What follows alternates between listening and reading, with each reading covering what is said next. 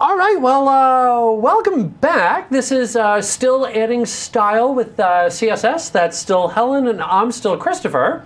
And yay! And we left off the last module, really kind of focused in on finding element and how conflicts work. And when we took a look at applying those particular items, we really kind of saw at a very basic level. So we did like classes and IDs and so forth. But as we all know, our pages are going to be much more complex than that. So I may need to change something based on where it is on the page, or based on the hierarchy, or maybe even based on what the user is currently doing. So if they put their mouse over something, it might be nice to go ahead and highlight that particular spot.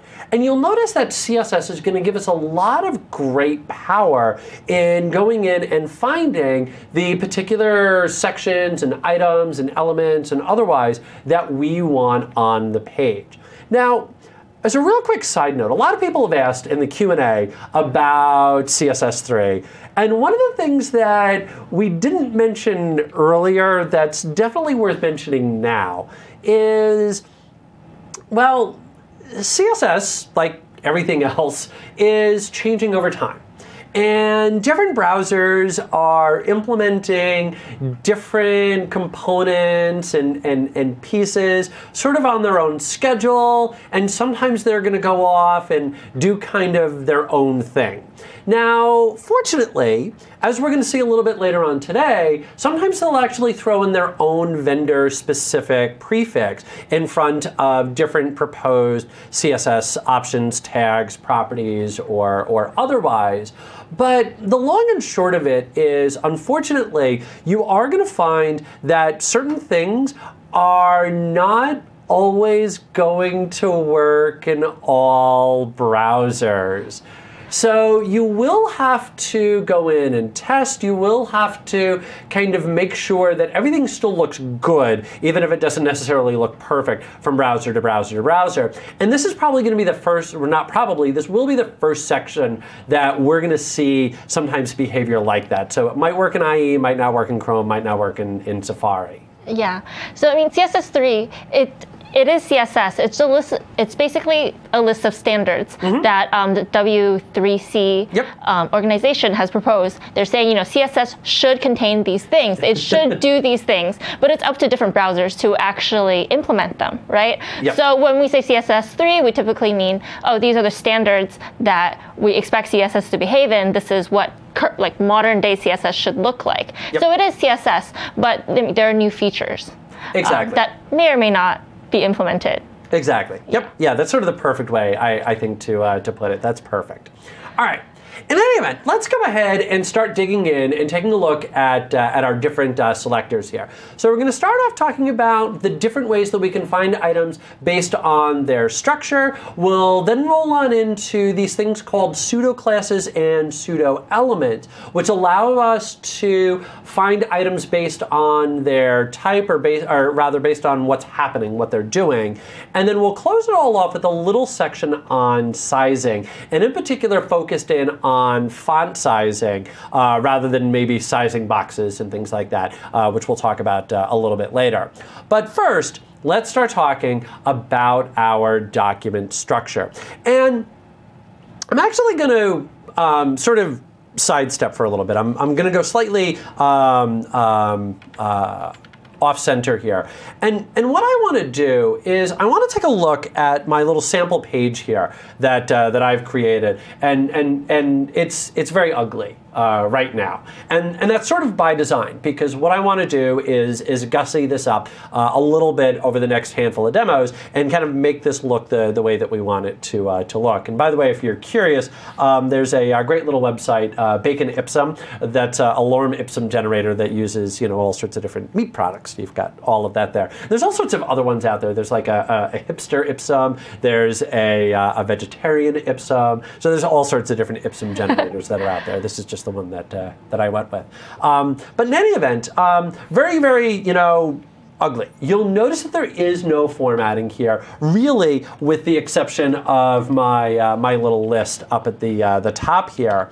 And I would also mention, just kind of go in and highlight the HTML here, that what I did was I used HTML5. And for those of you not familiar with HTML5, HTML5, among other things, introduces a lot of semantic tags, where rather than saying this is how I want it to display, because that's the job of CSS, what we're going to do is describe the data that's contained inside of it.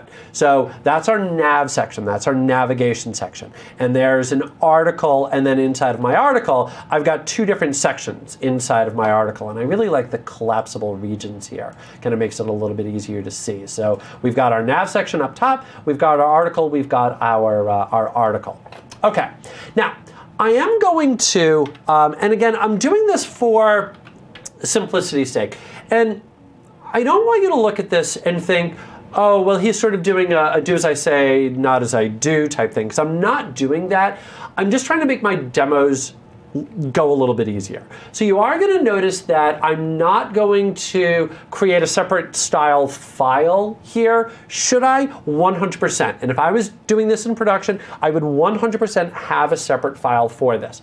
But because of the fact that I want the ability to show the HTML and the style very easily, I want the ability to bounce back and forth between the style section and that HTML and be able to make those quick little changes, it's going to be easier for demos if I just put the style here. So don't hate me because I'm putting the style inside the HTML page. I know this is not best practice. This is just going to make the demos easier. Okay. By the way, one little side note. People have asked about this little sidebar over here. This is one of the cool little features inside scroll. There we go. Yeah, so you'll notice under scroll bars here, just type up top scroll bars. So let me just click on that. That over there, you have the ability to set up the bar mode, which is the classic, or you've got map mode, and that gives you that little bar right there. So that way I can go in and mouse over and actually see what's inside of there. And that's a cool little feature inside of 2013. Okay. In any event, let's go back to my little page, and what you're going to notice is right up at the very top, I've got my navigation section. So of course I've got a bunch of anchor tags inside of there, and I want to style those. So maybe I want to make them bold, and maybe I want to take away the underline that's on them. So maybe those are the two things that I want to be able to do to that. Well, that's perfect for navigation, because if I'm looking at a page and I see the navigation section, what am I expecting inside of a navigation section? I'm expecting links. Makes sense, right? Yeah. Okay. So I don't need that visual clue of an underline.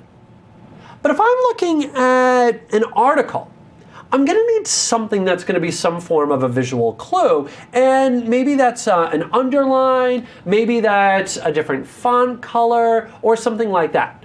So long and short is the links that I'm going to have in an article, I probably want to look a little bit different than the ones that I have over here. All right, well, how can I tackle that? Well, one way that I could potentially tackle that, since we know we're not going to be able to just simply say A and apply that to all anchor tags, because that's going to apply globally, so we can't do that. One way that I could do this is I could create one class here for my nav section, and then another class over here.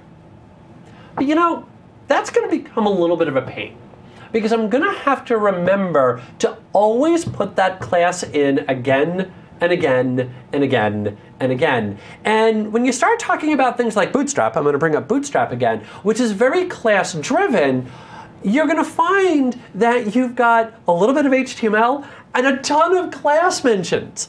So if we can do something without having to always add in a class, that's going to make our lives easier. So that way we don't have to remember to always put it into there. We've got a lot less clutter on our page, and we're able to say, based on the document structure, this is how we want something to look. On top of that, if I later move something from one spot to another somewhere on my page, because of the fact that we're using those pseudo-elements, those pseudo-classes, or the document structure selectors, it's automatically going to pick up that style based on where I put it. So really a better way to do things. So let's start off by taking a look at how we can identify things based on document structure. So let's take a look at a little bit of CSS here. And let's talk about our parent-child and our containers. Now, inside of CSS, on the selector, if I say class and class, so nav A, for example, what I'm saying is I'm looking for an anchor tag anywhere inside of that nav element. So I've got a nav element, inside of there there's an anchor, and it's only going to apply to an anchor that's inside of a nav bar. If, however, I add in that little angle bracket, and it's subtle, but it makes a huge difference, then the anchor tag must be a direct child of, in this case, nav.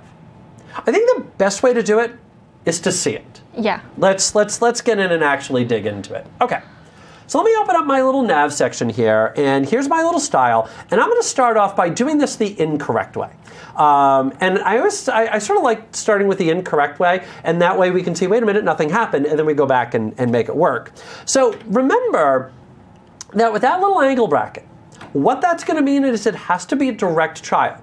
And if we take a look at our structure here, what we're going to notice, there's all of our anchor tags. Those are obviously not direct children of nav, because they're all inside of li, all inside of ul. List item, unordered list, and then nav. So this is not going to work. So if I go in and I say text decoration, none, and I say font, weight, and let's say bold, what you're going to notice is if I do have my browser, there it is. Perfect. Let's go ahead and hit refresh, and you're going to notice no change because that angle. So if I take that away, and now I save and I come back over here and I hit refresh, now you're going to notice everything is bold, and you're also going to notice that all of my underlines are gone. By the way, I'm going to do this real quick as well. I'm just going to globally apply this font family, and let's use a Verdana. I think that's just going to make things a little bit easier. There we go. I think that looks a little bit better. Yeah, I'm not a fan of serif fonts on screen, just ever. Okay, perfect. All right. So this makes you much happier then? Yes. Okay. But I wasn't going to say anything otherwise. All right. I appreciate that. I'm polite. And I appreciate that. Okay. So what you're going to notice here is that now my underlines are gone, and now it's bold, again because of that space rather than the angle bracket. So let me just kind of put in the comment here. Space is going to be contained inside of element. And let me just also put in a comment right here, is that the angle bracket indicates a direct parent-child relationship. There we go. And again, we will be sharing all of this out on GitHub. I'll go in and check all of those, and we'll put the links into the chat window, because I know everybody's probably wondering where they can go get all of this. All right, cool. So there's very kind of simple, based on where it happens to be, we want to go in and highlight things. And that's good, and that's perfect for things like this. But you know, let's come back over to our little section over here, and maybe what we want to be able to do on the text is maybe we want to be able to highlight kind of the first letter, or maybe we want to be able to highlight the first paragraph and then use a different font down below and things like that. And fortunately, we can go in and clean all of that up. I am going to do one real quick thing, only just because it's bothering me. Heather's going to talk about this a little bit later, but I am just going to do padding bottom, and let me just do 20 pixels. There we go. That it was really bugging me. I needed a little bit of space there. No, I get it. Okay. All right. Thank you. Okay. Back to our slides. Cool. So like I said, what we want to be able to do is we want to be able to identify, for example, the first letter, or the first paragraph, or the first block, or maybe based on something being highlighted. That is where pseudo-classes and pseudo-elements come into play. Now, the difference between a pseudo-class and a pseudo-element is very subtle, syntax, and both just sort of semantically, technically. that a pseudo-class is going to apply to an entire element. And that's based on where that element is or based on the current state. So if somebody has put their mouse over it, if somebody has highlighted it, actually highlighted isn't right, but if somebody's put their mouse over it, if it's at the top, if it's at the bottom, if it's the last item, if it's an odd item, if it's an even item, etc., all of that is where pseudo-classes come into play. So rather than me explicitly having to say dot and then the name of a class, and then inside of HTML saying class equals, it's going to be based on something about that element. So for example, it might be the first item in the hierarchy. So maybe we want to bump up the font size just a little bit on the first paragraph and then a slightly smaller font on everything else. Or maybe for the last item, that we know the last item that's going to be down at the very bottom, it's going to be inside of a div tag, but we know that that's where our copyright is going to be, so maybe we want to make that smaller. Then we can go in and do that. Or maybe we want to apply a style if it happens to be the only child.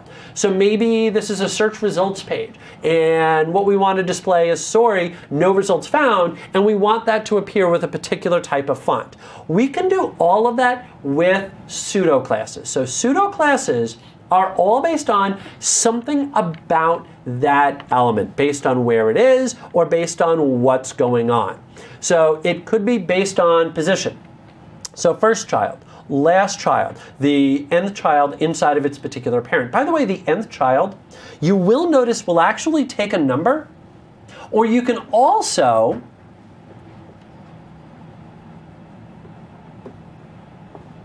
use the text odd and even. Now, for anybody who's been programming HTML for a little while, you're probably all familiar with having to go in and try to set something up for that, you know, that different shading for odd or for even. There, problem solved. Odd, even, done. So much easier. Okay, and then you'll also notice that we've got position and type. And this one really, I think, is subtle. I don't want to use the word confusing, but it definitely is subtle. And here's the way that this is going to work. Let me, there we go, do this. Let's say I said div colon first of type, and then I set, you know, whatever my style happened to be, and then let's up here say that I said div and I said first child like this. There we go. All right, so what's the difference between me saying first child and me saying first of type? It's a great question. And the answer is that first of type is going to be based on where that div tag is on the entire page. So it's the absolute first div tag. Contrast that with first child. First child is going to be based on its parent container. And let's do this. Let's go back into Visual Studio here. I think this is going to be sort of an easier way to drill into this. So let's open up my couple little sections here, and we'll leave it like this. Okay, so what I want you to notice is there is my little section in a div tag, and there is my little section in a div tag. Now in both of these cases here, these both are first child. The reason that they're both first child is because they're both the first child of that section element. So they're the first div tag inside of that section. So if I wanted to do something with the first paragraph in each section, I can now do that. But this one right here also happens to be the first of type. Why? Because it's the first div tag that appears anywhere on my page. So first child, based on the parent, first of type, first time that that thing appears anywhere. Now, for me, in my personal experience, I generally don't find myself using first of type all that often, but I do find myself using last of type periodically. And again, it's for that little section down at the very bottom. So that way, if you've got, all of your little links about, now hiring and about us and the copyright and all of that, and that's contained inside of a div, and you know that that's always going to be at the end, that's perfect. That way you can just simply say last of type, and I know that that's always going to be the case. In fact, here, let's just go in and we'll add that right in. Let me just add in a div right down here, and now hiring. And whatever it is that we want to do. Okay, so let's go in and style all of that. So here's what I want to do, is I want to bump up the font size just a little bit of the initial paragraphs, and I want to make that bottom section, let's just say red, just to kind of make it very, very obvious there.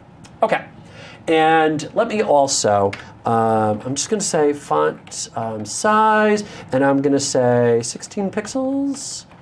And let me see, how's that going to look here? Okay, that's perfect, actually. Excellent. All right. So now, let me go in, and I want to grab first paragraph of each section. And if you remember, our paragraphs are currently set up as div tags. Okay. So I'm going to say div, colon, and then you'll notice I've got first child. And then I can just say curly brace, and now I can say font size, and let's go ahead and make that 20 pixels, which is probably bigger than we would really want it, but I'm trying to make it really obvious here. So first child, and now let's come back over here, let's hit refresh, and now you'll notice that's nice and big, and let's scroll down, there's our second paragraph, our third paragraph, our fourth paragraph, and our fifth paragraph in that section. And then you'll notice once again, big. Now let me update the text. I think that's also going to make it a little bit more obvious here. So let's just go in and say first in section, scroll on down, and first in section. And now let's come back over here, hit refresh, and then you'll notice that that one is nice and big. Scroll on down, small, small, small, small, and then again, nice and big. You're looking at me like you have a question. Could you scroll up in the code? Why is it that, so what is the first child of div? Okay, so that's a great question, because that's sort of the way that it reads, that it looks like it's saying, I'm looking for the first child of the div tag, but it's not. So what a pseudo class or pseudo element applies to is to the tag in question. So I'm not looking for a child of div.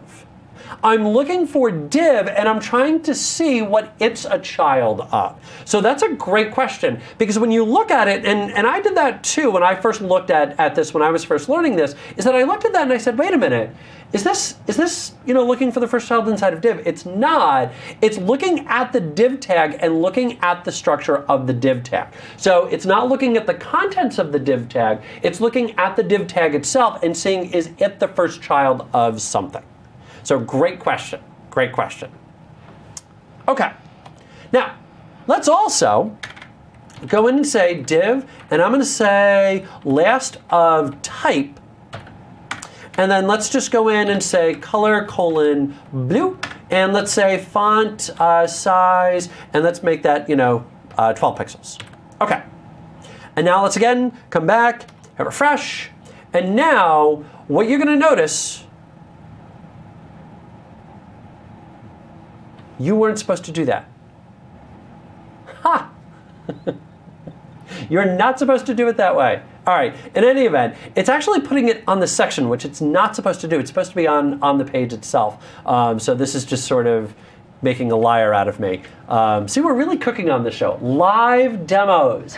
Live demos right here in front of you. We told you guys CSS is finicky, and this is one of the cases. Exactly. All right. So in any event, so last of type is supposed to be the last of that item. I'm just going to make that go away for right now. That's really weird. I'll have to go back and work with that later. We're really cooking here. All right. In any event, so what I want you to notice, just to kind of review this, is that this allows me to, again, based on the document structure, do something different with it, which is cool.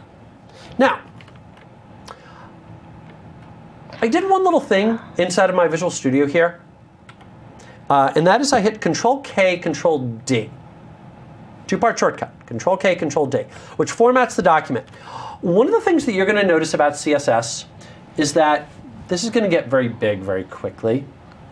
And so formatting becomes a very important component. And so you'll notice there's my div, and then there is a pseudo class for div. And so you'll notice that that is tabbed in, and that is a best practice. So whatever you want globally, and then all of the pseudos you're going to want tabbed in. Okay, cool, cool, cool. Back to slides. There we go.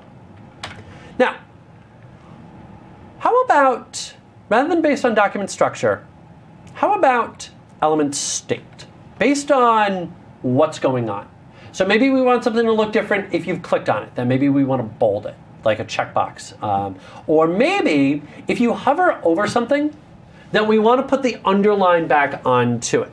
Because if I go back to my page here, and let's just go all the way back up to the very top, we're going to notice there's our nav section. Okay, that's all, peachy keen, hunky-dory.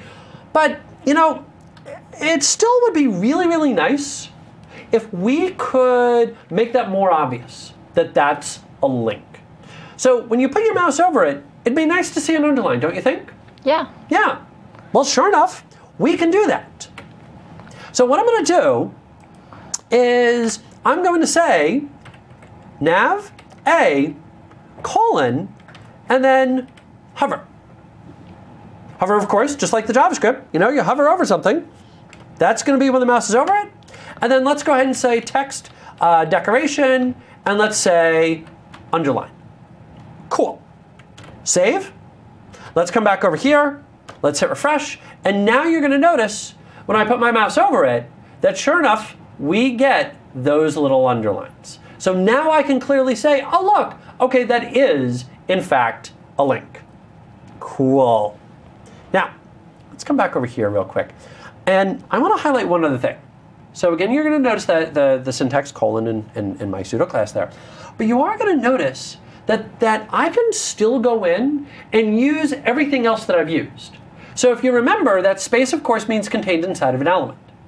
So this is now going to say that this is only going to apply to an anchor tag when somebody mouses over it, and that anchor tag is inside of a nav section. So you can get as explicit as you want when going in and defining those elements and how you want everything to look inside of a page. Cool. All right. Now, how about maybe finding the first letter or the first line of something? Or how about going in and doing something different based on selection? Because, I don't know about you, but I've never been a huge fan of the blue background white text. Would it be nice to kind of do a yellow highlight? I mean, really, when you think about highlighting, what do you think of? A highlighter. Absolutely. It's funny because this is something Chris really, really cares about. He made me change the highlighting in Visual Studio yesterday to yellow. That is a true story. I did, in fact, do that. Yes. See, it has to be yellow. All right. Everybody has their thing. Yeah. Okay. But in any event, so I want to make that yellow. Now, let's compare and contrast here. So when I hover over those little links, I'm hovering over the entire link, so that entire element. And if you remember, classes apply to element, so that's a pseudo class. If I highlight a section like I've done here, I've highlighted a portion of an element. So not the entire element, just a portion of the element. If we're going to be talking about first line, which is just going to be that right there, that's just that first line. So again, it's a portion of an element. So a pseudo element is where we're actually going to be creating an element on the fly. Now look, I know some of you are probably thinking, wow, that really seems to be, kind of splitting hairs. That's really kind of a semantic argument. And I'm with you. I generally don't focus too much on pseudo-class versus pseudo-element. The syntax is slightly different. You are going to notice that it's going to be a single colon versus a double colon. But here's the thing. With Visual Studio, if you hit a colon, it's automatically going to show you all of the pseudo-classes, 1 colon, and all of the pseudo-elements, 2 colons, right there. So if you don't want to have to worry about trying to remember whether or not something was, 2 colons or 1 colon, you don't have to worry about it. Just let Visual Studio kind of do its thing. And if you don't want to have to remember the little debate about pseudo-elements versus pseudo-classes, that's fine. You don't have to. That's the good news. Okay. Let's do a demo here. So let me go back in and let's go grab our little div tags and let's go in and say div, and I am going to do our selection, and you'll notice that I typed in colon and selection. So I didn't even type in the second colon, but again, the IntelliSense still works. So let's go ahead and take advantage of that. And then what I'm going to do is I'm going to say color colon black, and I'm going to say background color colon yellow. There we go. And then let's also go in and say div colon, and I'm going to say my first letter, and let's go in and let's say font size, and let's make this nice and big. So let's say 36 pixels.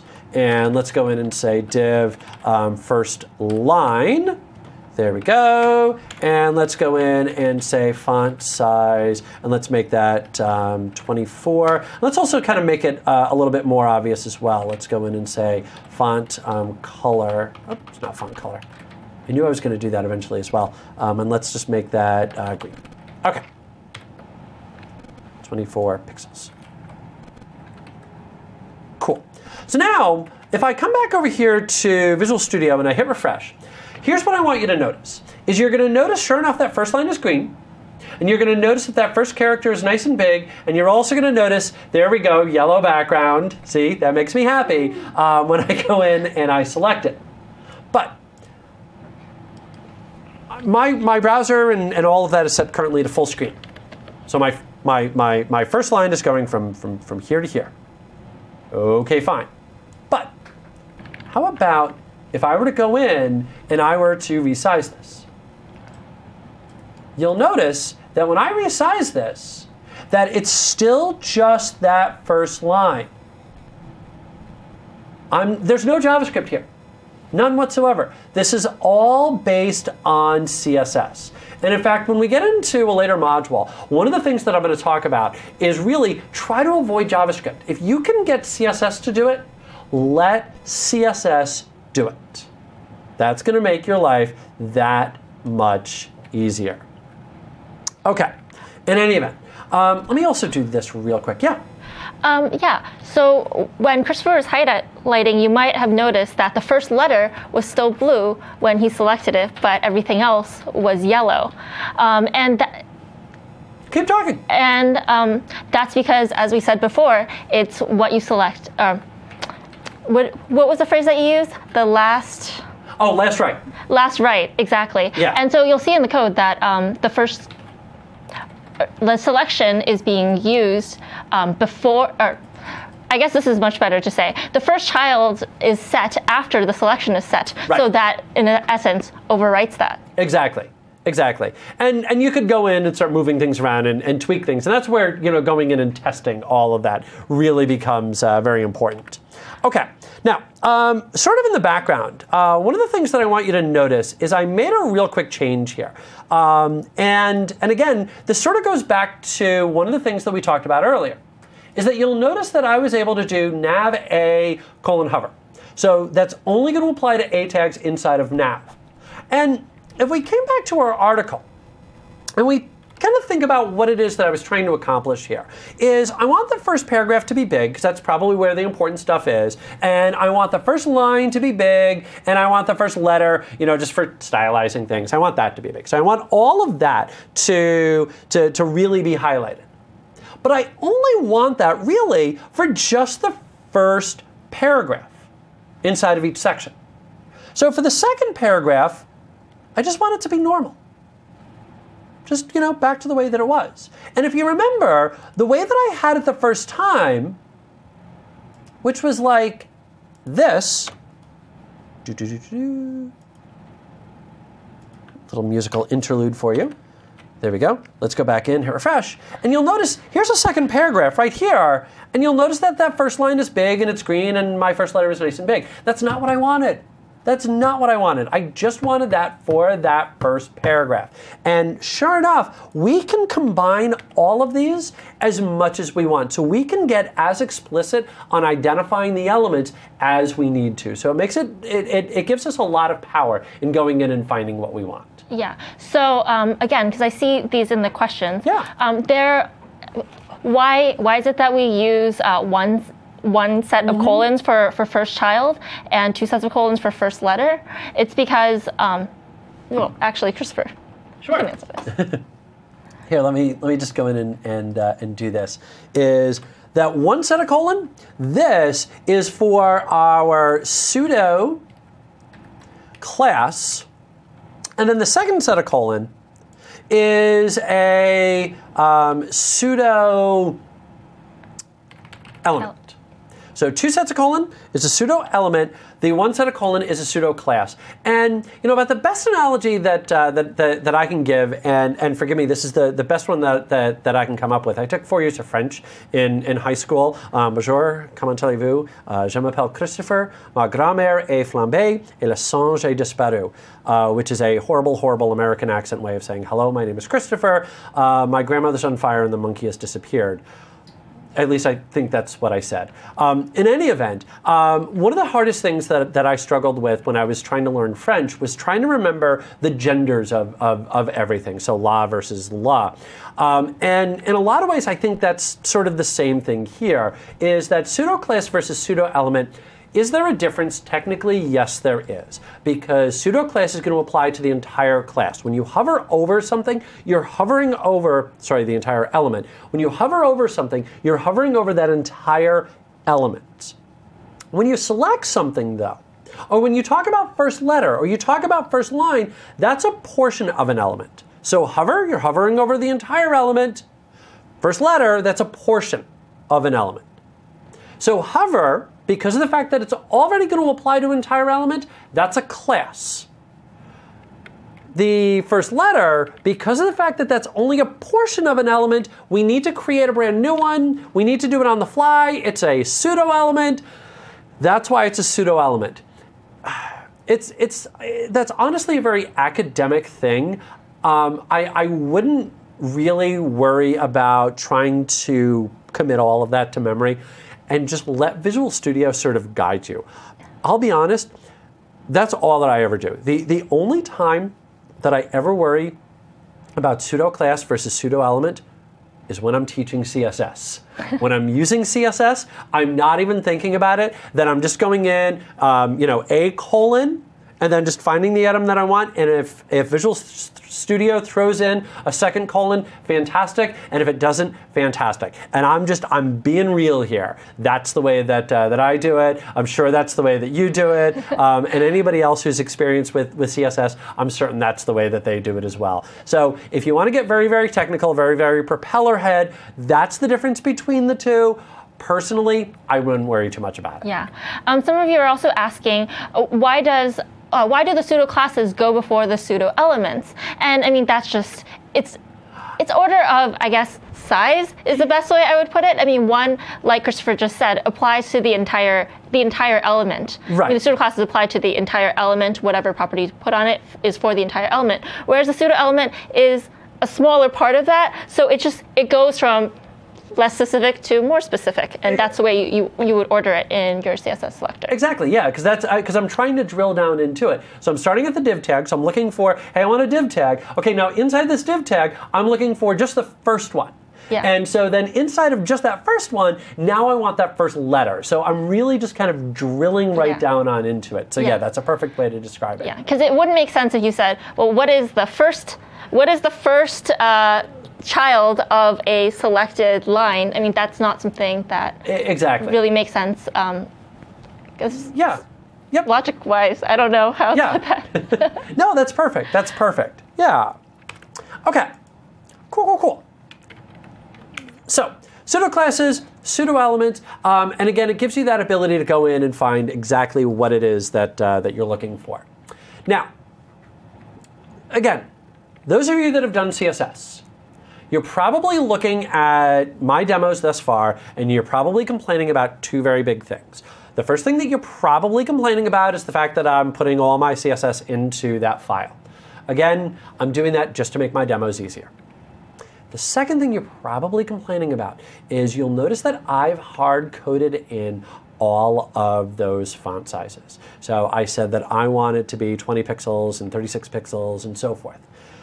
That's really not a good practice, because the problem with that is that as things resize, I would then have to go into each item and resize it. So if I wanted a different font size for mobile, and I wanted a different font size for tablets, and I wanted a different font size for printing, I would then have to go in and resize everything. And I've got way too many better things to do with my time than try to, resize everything. So let's have a discussion then about sizing and about some sizing best practices here. Now, you are going to notice that CSS does give you the ability to do absolute sizes. And I'm going to say right away, just stay away from centimeters, millimeters, and inches, because it's never going to come out the way that you want it to. Just stay away from those, and really focus in on picas, points, pixels, and for me personally, I don't know if you use something different. I always find myself reaching for pixels, just because I find that I get the most consistency across all devices, and I find that it comes out the best. I don't know if you're different. Okay. I do the same. Also, I mean, when you're sizing things besides text, you usually would use pixels or use something relative. So pixels, just across the board, it's good. Yeah, exactly. Now, the thing about pixels is that it's an absolute size. So if I say I want something to be this many pixels, guess how big it's going to be? That many pixels. Period. End of sentence. Well, wouldn't it be nice if we could just set a size somewhere as our base, and then size everything else based off of that base? And that's where our relative sizes come into play. Now, the two main relative sizes that I want to highlight here are EM and REM. Now, EM is based on the font size of the current element. So if I go in and I set up, let's say div, and I set that to be 16 pixels, and I want to do something based on that for the first letter, then I would want to use EM because it's based on the current element. REM, however, is an 80s, 90s alternative band. No, REM is based on the size of the HTML element, which, by the way, is 16 pixels by default. So let's actually go back in and kind of size things a little bit better here. So you'll notice 16 pixels up top. So rather than me going in and saying our font size of 20 pixels, let's size it based off of that main font. So I just want it a bit bigger than that main font. So let's say that I want that to be about 25% bigger. So 1.25 of REM. So you can think about it as a percent. That's always the way that I think about it. So 125% or 1.25 of that REM. So it's going to be a little bit bigger. And in the case of our first, we want that much, much bigger. So let's go in and maybe set that to be 2.25 REM. And in this particular case, we want that, a scotch bigger. And let's go in and say 1.50 REM. And do I have any other sizes in here? I think I'm good. I'm good. Okay, cool. So now let's come back over to my browser and let's go ahead and hit refresh. And you're going to notice there's not a lot of change on my screen, because I basically kept everything reasonably close. And unless you're, busting out a ruler and measuring everything, you're probably not noticing any real difference until I do this. So all it takes now is for me to make one change. And I'm going to make a drastic change here. I'm going to change this to 10, which I know is very, very small. But the takeaway that I want you to get is that the moment I do that, everything else goes in line with it. And I really should also have updated this as well. Let's go 1.25 REM. There we go. And so now, if I resize that, you'll notice everything else goes in line with it. And this becomes very powerful when we're talking about our page layouts and our media queries, because I'm going to want to be able to resize our fonts for tablets and for desktops. And I don't want to have to go in, especially if I've got something like this, where, I've got, like 4 or 5 different options now for div tags and all sorts of different font sizes. I don't want to have to go in and resize each one of those for each individual screen size. So I don't have to. So all I have to do is one single update and everything else falls in line. Make your life easier. Go with relative sizes. Set that size once and go relative from there on out. If you need something to be an explicit size, then obviously, yes, use explicit sizing. But especially when you're talking about things like fonts and trying to work in a mobile-first world, go with relative sizes. It's going to make your life that much easier. Yeah. So what would have happened if you changed it from REM to EM?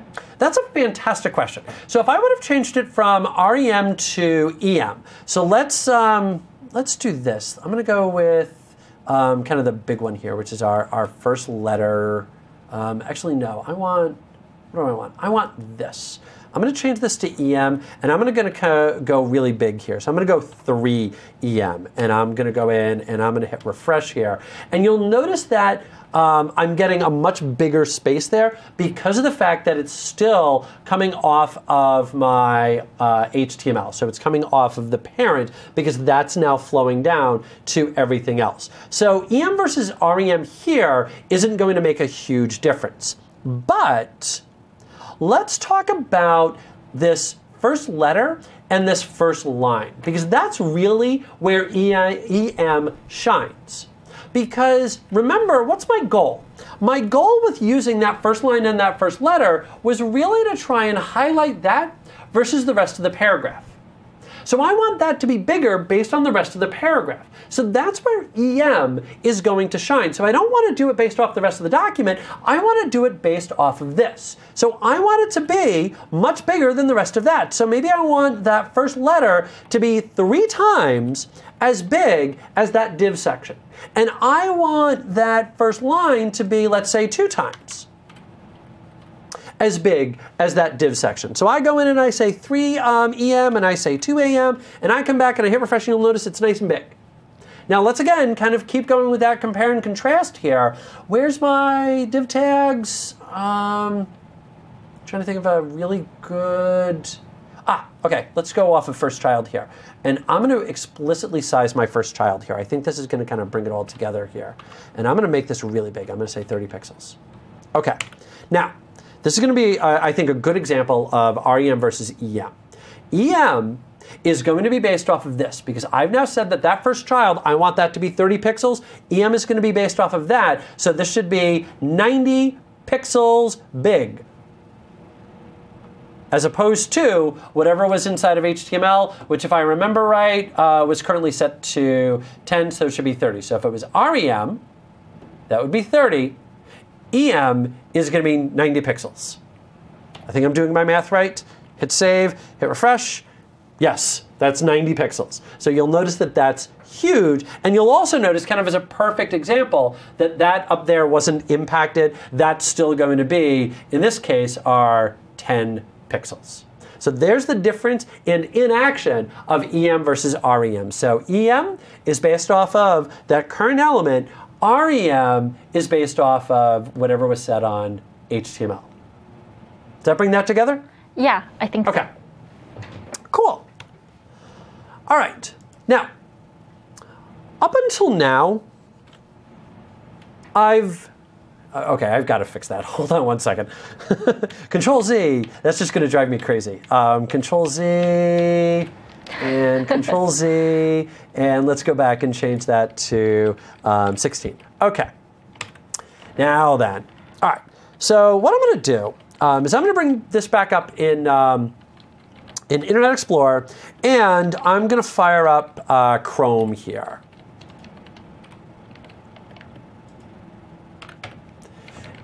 Now, what you're going to notice is, on the whole, these are similar, but you are, going to notice that they're certainly not the same, that the font size is definitely different in Chrome versus IE. And this is going to be one of the biggest challenges that you're going to have working with CSS is that, like you mentioned earlier, and I think you put it perfectly, which was essentially that CSS is a standard by the W3C, and they essentially suggest that browsers do this, this, and this. But it's not a requirement by any stretch of the imagination. So a lot of different things will work in one browser, but won't necessarily work in another browser. And sometimes the difference is going to be pretty drastic. Sometimes it's not going to be as bad. So you will always have to go in and play around from browser to browser to browser to make sure that things work well in all browsers, or at least are kind of close enough in all browsers. And so you'll notice on the sizing here that the sizing is going to be handled. Oh, wait a minute. No, I'm sorry. There we go. See, it was funny because I'm looking at this and I'm going, I know that all of that's supposed to work in Chrome, and it's not, and I'm just going to kind of roll with it. There we go. Okay, so all of that works better. There we go. Now, here's one spot where things can differ, and Chrome may have updated this real recently. So if all of a sudden this works the way that it's supposed to work in Chrome, then they updated it. One very cool thing that you can do is you can also size things based on the screen size. And that's by using VW or VH. Now, one thing to keep in mind is that it's not supported in all browsers. And you'll notice that it winds up being that unit of measurement is 1% of the viewport, so the portion of the screen that you're currently looking at, the width and the height.